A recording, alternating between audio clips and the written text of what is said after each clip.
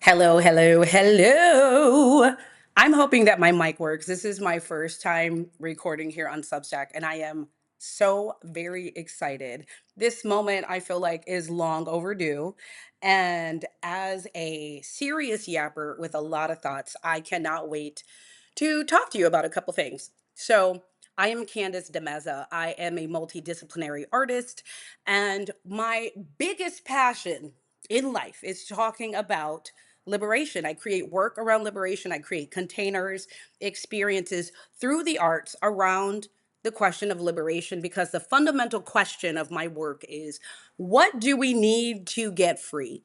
This global moment that we're in is rife with so many isms, especially as we are living in a society under white, cis, hetero, racial capitalism and patriarchy. There is a very pronounced need for us to begin learning new ways of being. And the problem is, we have practiced a way of being in order to get here.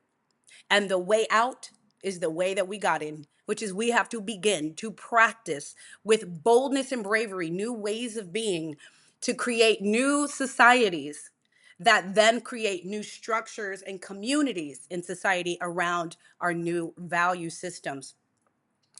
Now, this series that I'm going to be talking about is called Composting Whiteness.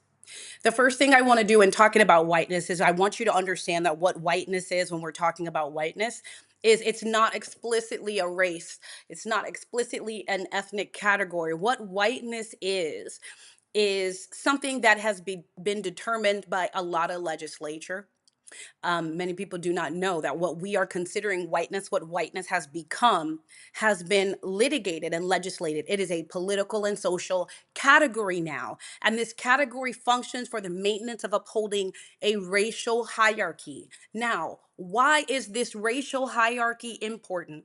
Because it is determining your location in relationship to extraction. Now, of course, when we have whiteness in a patriarchal world view, which bases the way that we categorize the world based on sight, there is a binary system of thinking that says you're either this or that. And so, if we have the creation of whiteness, how is whiteness then defined? It is defined as being the antithesis of whatever is considered black. Now, what is considered black, we know are people who are African descendants, but this is not just African descendant people. Through the spread of patriarchal thinking, I'm going to move a little bit here to get into the light. Through the spread of patriarchal thinking, what we have is a binary category, and I can get more into this later, but I just want to give you a very truncated, like not comprehensive background, is that there was this cosmology that spread that equated godliness, right, through this spread of a male war god, a storm god, right, who considered itself the god of lights, created this polarity.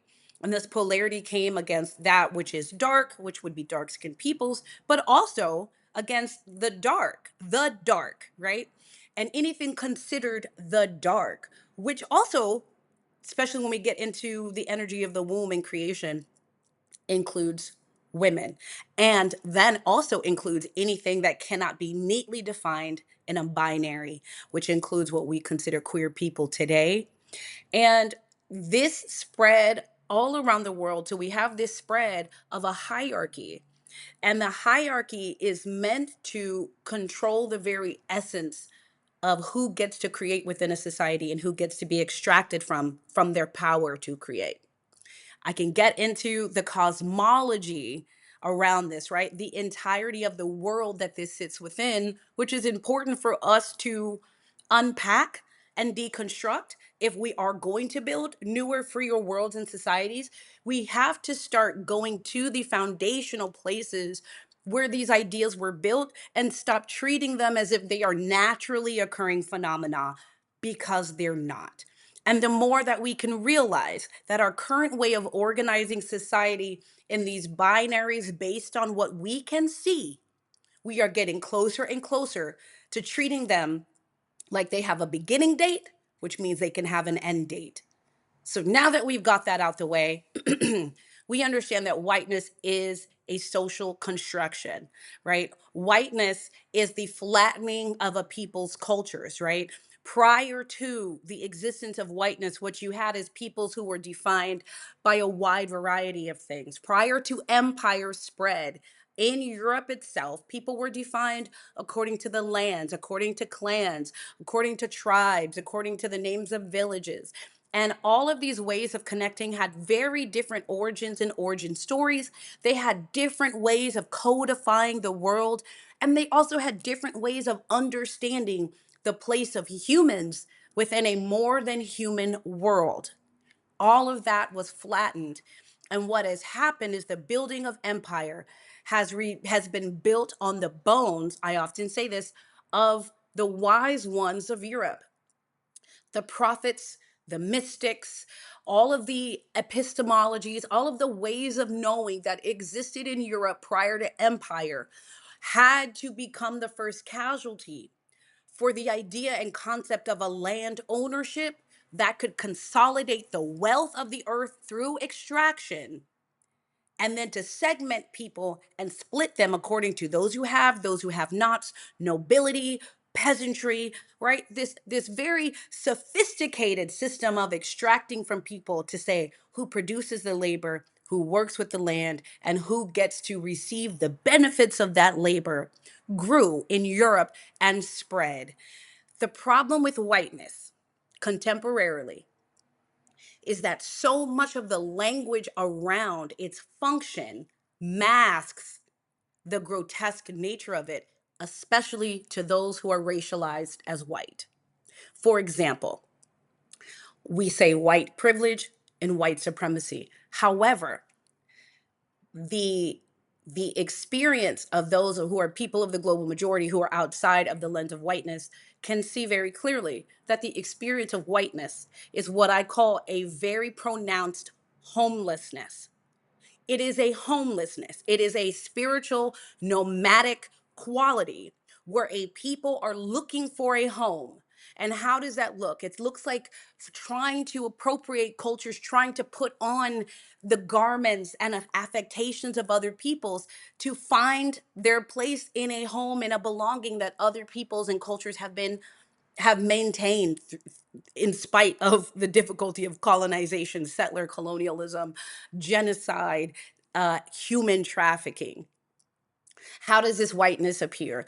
It appears in the needing to grasp onto American patriotism, the mythology of white superiority in order to fill this gap that never feels quite like home. And to fill this gap, it needs constant propagandizing, constant reinforcement, right? It needs to be reinforced through symbology. It needs to be reinforced through the creation of mythic heroes, right? It needs to be created through this complete mythology, not grounded in historicity at all. And then it needs to completely rewrite the history so that those who are given this insufficient origin story can hope to feel inspired by it. What we're calling whiteness, I call, and you better quote me, grooming by the grotesque. Grooming by the grotesque. What is the grotesque? Well, beyond just race, what we know is that these systems that we call capitalism, colonialism, settler colonization, these are global systems of extraction where our sense of belonging that used to be defined by our interrelationship with our community, by our interrelationship with plants, trees, waters, the earth itself, our interrelationship and place within a larger cosmos has been replaced. And the warmth from the fires of village and belonging and community has been replaced by the necessity of the modern nation state to act as our father and to then bestow upon us an identity. This is the insufficiency with the current system. It doesn't provide us any real, true belonging because the belonging that we're participating in comes at the extraction even of our fundamental home, which is the earth. This we call capitalism. This we call colonialism. And this we call white supremacy. But at its core, the relational dynamic of all of these is extraction. Prior to, we have indigenous cosmologies all around the world that practiced not extraction, but reciprocity, interdependence, right? Communalism. And all of that has been replaced by the empire and nation state, which has made extraction and hierarchy its fundamental means of organizing extraction. The difference is no one is immune from this extraction. The only difference is there is a difference in positionality and the ways in which this extraction occurs. So let's talk about whiteness. Whiteness has positioned a particular people as unpaid laborers, enforcing a hierarchy that doesn't benefit them at all. Now, I say unpaid laborers. Why do I say it doesn't benefit them? Because, in the spiritual sense, the trade off for the benefits, for the privilege of whiteness, is a fractured humanity. And this is why there is a need for new language if we're going to begin to understand the true relational dynamics that are at play. Dr. Marimba Ani, in her work Yurugu, has done a great deal of this labor in restructuring the language around what we're considering white supremacy, which itself is a misnomer. Because what is the supremacy based in? A supremacy based in the ability to extract, a supremacy based in the ability to inflict massive, grave harm onto other humans through acts of terror and some of the most sociopathic actions possible. Supremacy in the ability to extract from the very earth, our original home. Supremacy in the ability to oppress and suppress women, our secondary home of our species, right? Mothers, the womb itself. This is not a supremacy. What we see here truly is if we look at the actual function and the dynamics of this relationship, whiteness is a grooming whereby those who are racialized as white are given through terror, mind you, are given through terror a status quo that they are mandated to uphold at all times. They are mandated to uphold at all times. How is it reinforced? It's reinforced through family dynamics, where abuse is silenced, through family dynamics, where the role of women caretaking is extracted from, family dynamics, where children are often prey to the predatory nature of family members that must be silenced, right? Family dynamics that prioritize obedience over the ability to be in community, family dynamics that say that we do not look at or speak about that which will make us uncomfortable, family dynamics which say we don't conflict openly, we don't make tension openly, we follow the rules. What do all of these dynamics have in common? They make it very hard for people who grow up in these cultures to become active agents in shifting the status quo of the culture. One of the things I find interesting in the work I do in Radical Awakenings, now this is a Theater of the Oppressed inspired workshop where we shift the lens on whiteness away from Black death to really look at the insidious nature of whiteness as it exists within the body. Because be clear, these are all programs that run in the body. They are policed within us.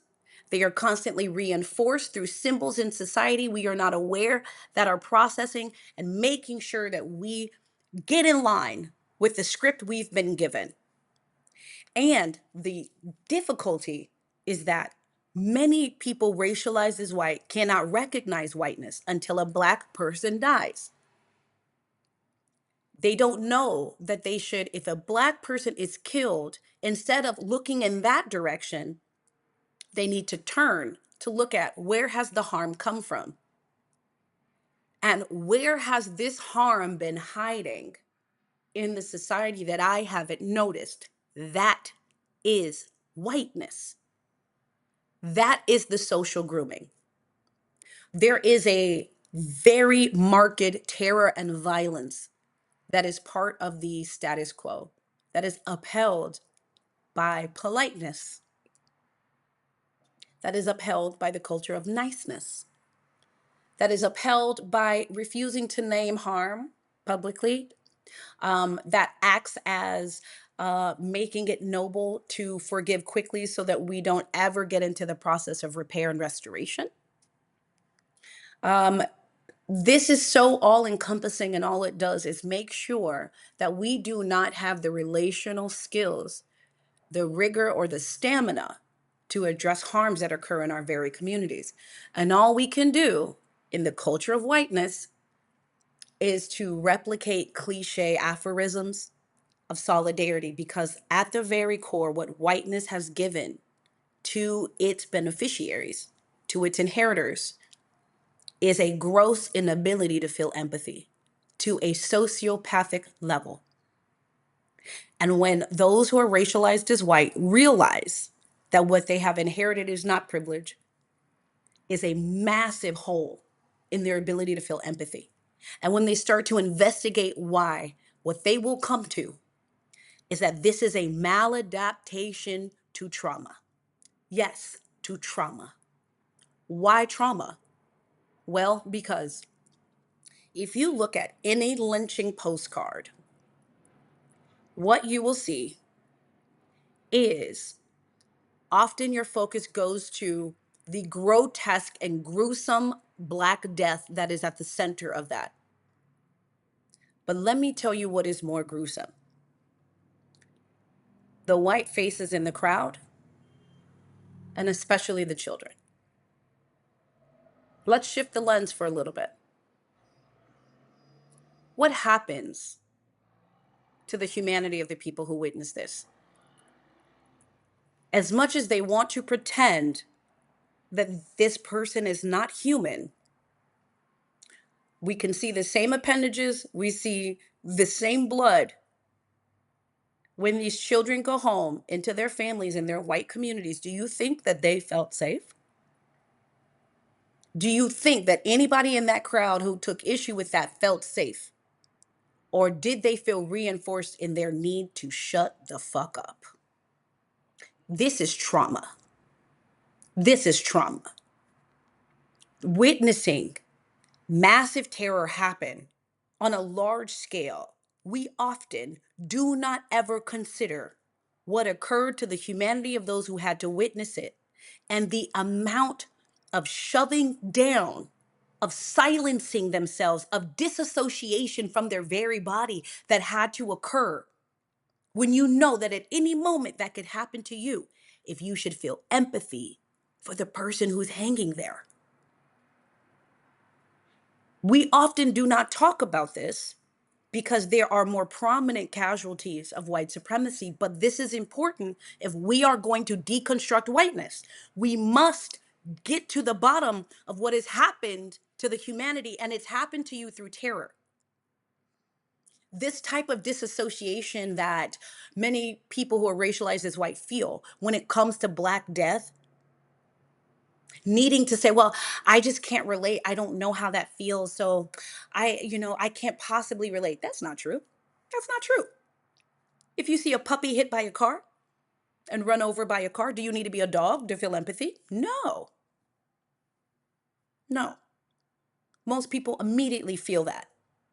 You did not need to be a dog. You did not need to read books about dogs to feel empathy if you see a puppy hit by a car and killed.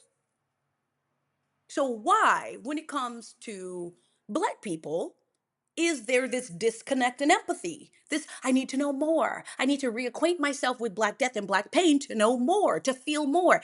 That's not a need for information. That is a massive gap in empathy that needs to be explored. Because at the core of it, what is happening is there's a disassociation from the body. There's a disassociation. There's a lack of safety in the body. The homelessness that whiteness has created is even a homelessness in the body. To homelessness, not even to feel safe in the body. Now, who has done that? A grotesque society. Monsters have groomed you to absorb that and to never know that monsters exist in your society. And you know that they exist in the society. And it's part of the fear and terror that occurs is what will occur with you if you were to really feel deep empathy that would move you to action on behalf of Black folks. The answer is most of you know that it would result in you being ostracized from your families. There would be a loss and there could be violence. Because the violence against Black bodies comes to those who are racialized as white who feel empathy for those Black people. And that is something intimately you know, whether you know it consciously or it's part of the epigenetic inheritance. But this is an ancestral trauma that's been passed down to you. What do you think has happened in the body, knowing that empire and the nation state has had to be built on the destruction of your own knowledge systems? That outside of calling yourself a name associated with a modern nation state, you cannot name the tribes or clans or people to which you have come, the waters they called kin, what were their belief systems, and that the reconstruction of that knowledge base takes so much energy and effort. And you've been given a paltry, insufficient blanket of whiteness to cover yourself, and it has no origin story past 400, 500 years. It has no pronounced connection to land and waters through a positive relational dynamic that has reciprocity involved. Its origin story is built in extraction and myth making. And at the very core, it feels insufficient. It is crumbs. And people of the global majority, especially those of us who look at whiteness with a critical lens, can see the deficiency in the empathy is so pronounced. The decreasing and limitation of the humanity is in question. And so many people racialized as white think that who they need to come and save is us, when we're saying who you need to come and save is yourself. Where has your empathy gone? Who ran off with your humanity? And the answer is they might look like you, and they've got your humanity in a chokehold, and you should fight with everything you have to go and get it back. You need to go and get it back from the people, the systems and structures who took it from you. Because you have been groomed that when you are confronted with the grotesque, the only response you can manage is silence. And if you do speak, it should be a wail or a scream. And what you do instead is give paltry, cliche responses that leave you in the intellect. Intellectual responses. I hear you. I see you. I feel you. I feel you. Never ground into the body. Because the intellect is where you've made superficial home. Because you don't know what to do with the empathy. Because if you were to feel the empathy, what will you do with the rage? What will you do with the grief of everything that you have lost? And then when you take all of that and then you say, oh, it's white privilege.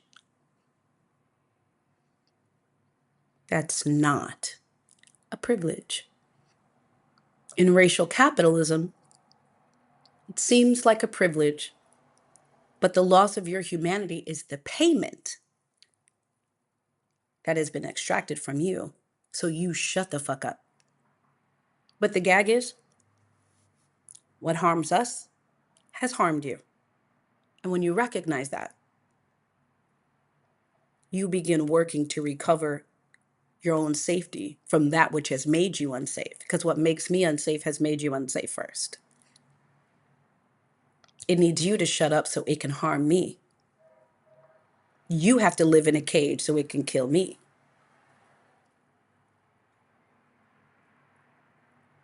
It is betting on you being unable to reclaim your humanity.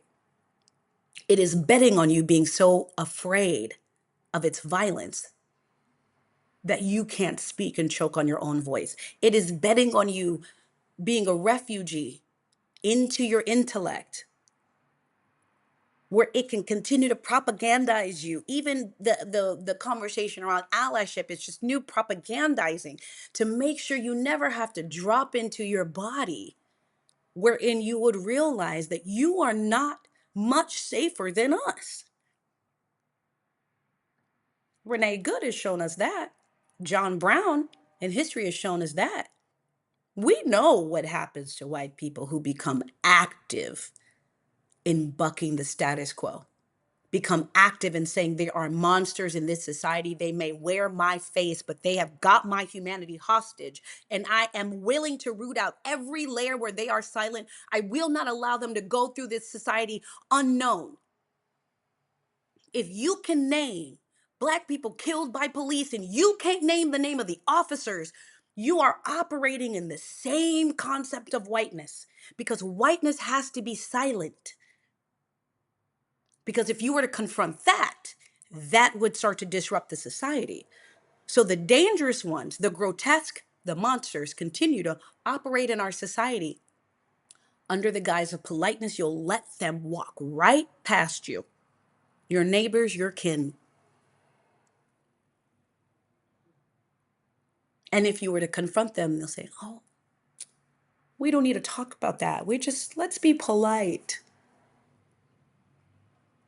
And the rage and safety you feel gets further, further, further, further from you. You get more and more divorced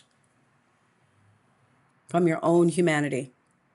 And it takes more and more and more intellectualizing, more and more and more to try to get yourself out of it. But what you really need is a deep embodiment. It's an embodiment practice. Like you can't get out of it through the intellect. And this is the shift of language. So when I speak of whiteness now, I call it grooming by the grotesque, because that is what it is. Grooming by the grotesque. Shifting the language helps us to understand its true relational dynamic to those who are racialized as white. It is a grooming tactic. You are not free. It is not privilege. You know what I call white privilege? A manufactured sociopathy, an inherited sociopathy, an empathy deficiency. There is not a privilege you've been given. You have been given an empathy deficiency, a manufactured sociopathy as your identity. If you don't like it, you must rail against it. You must turn your lens away from Black Death and start to investigate what happened. Why are you not at home in your body?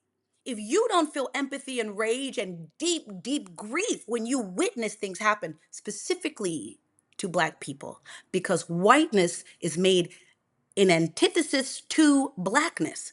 If you can't feel the empathy and rage you would feel for a puppy hit by a car, you know that empathy has been taken from you for very important reasons, because you've been groomed to stay silent so that the monsters can run amok. And when you are groomed by the grotesque, you are part of the grotesque. This is not allyship. You are on the front lines. This is not allyship. This is not saviorism. You're on the front lines. And it's important that the work you're doing to expose that has to be embodiment work with Black people in particular, Black women, Black queer folks in particular, who can guide you through. And I would say white people too, but it's in the Black people who consent, let's say. Not all. Everybody's not tasked with doing this labor. But the work you need to do needs to be embodiment work. This is not intellectual work. The intellectual work can give context, but this work is not the work of reading books. The work of reconstructing your empathy is deep work. It is empathy work, empathy building. It's building the capacity to hold empathy, and empathy comes through connection. Empathy comes through connection. It requires grief work because when that empathy muscle grows, there will be grief. And grief is how the shame and trauma begins to process. And the grief that you're grieving is long. It's what your ancestors have done and what your other ancestors have done to your other ancestors. Because again, this concept of land ownership and hierarchy was started in Europe against other peoples of Europe. And the third thing is you're going to need to get very acquainted with your anger. Anger is a normal response to injustice. It is. And your anger is going to be what helps fuel you to action. But you can't act until you do the grief work because you will have to grieve what you will lose because you will lose a lot. You might lose community and belonging. You might lose your identity. You might lose your current faith tradition. You could all the way up to lose your life. When there are monsters about, no one is safe. If I'm not safe, you're not safe either, hun. None of us are safe. The safety that you've been given is a gilded cage. And it's a gilded cage that hasn't felt right, has it? These are the conversations that need to happen. This is the truth telling that needs to happen. This is the work that needs to happen. And until this does, those of you who are, especially those of you who are coaches, you cannot service Black people in particular, Brown people, Indigenous people, people of the global majority, while you are still harboring a sickness within you. And this is why so much harm continues to occur in white spiritual spaces when Black folks enter and brown folks enter. Because there is this grooming that is present that seems invisible and is seemingly innocuous, but it's insidious. It's in every aspect of your being. It's in the books you choose. It's in the way you develop curriculum. It's in the language you use for your courses. It's in the lack of intentionality around harm and repair and restoration. And sometimes I see, especially white women practitioners grappling with what to do. Babe, you got to get in. You got to get in spaces to practice this embodiment, to struggle in the tension, to struggle in this tension.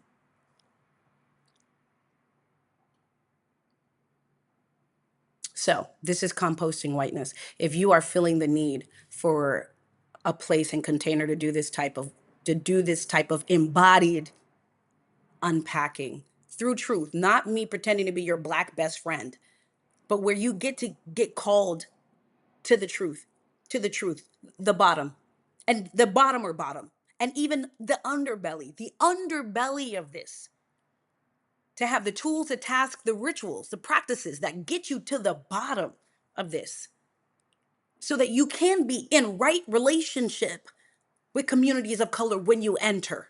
And you even know what that looks like. Then I do have a composting whiteness year-long cohort for us to do this work, especially if you are a coach and you want to make sure that you can offer the fullness of yourself in integrity and right relationship when you work with clients of color, in particular Black clients. I have that. I'll post a link. This is only for select people. This is not hand holding. This is not make you feel good. This is what you have to lose by being unable to show up not just affects your business, not just makes you susceptible to being called out, but you're missing your chance to really connect and make the change that you want to make in the world. Because the change that needs to happen first and foremost is you have to change yourself. And when you change yourself, your offerings change, your language changes, your practices change, your view changes. And part of that means you need to be in community with people who choose to be in community with you, who can handle the harm that will inevitably come up and invite you into repair and show you what that looks like. And accountability comes with relationship. And that has to be built in order for you to do the work to unpack. So that's what I'm offering because it's too needed. It's too needed. I would love to not have to do this work, but the work is too needed at this time. So if that feels like you, reach out to me. I'll send you the application. And until then, we will continue composting whiteness.